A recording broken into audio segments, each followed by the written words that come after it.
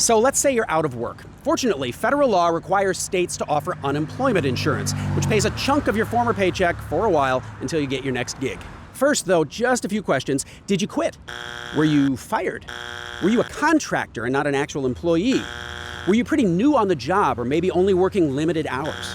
That's a lot of X's. Aside from COVID, when a special kind of UI was temporarily in force, unemployment insurance is helping only about 1 out of 3 people who are unemployed. That last X I mentioned is potentially a pretty large group. These are people with limited work history. They were employed, but they didn't earn enough in recent months to qualify. We actually don't know very much about them, but economist Amanda Michaud with the Opportunity and Inclusive Growth Institute at the Minneapolis Fed is working to change that. In new research, Amanda estimates these ineligible workers could be around a quarter of the U.S. labor force. She uses artificial intelligence to identify them in U.S. Census data, and she built an economic model to test the reasoning that currently excludes these workers from UI, that someone who didn't work much to begin with won't be very motivated to go back to work. The economic term here is moral hazard.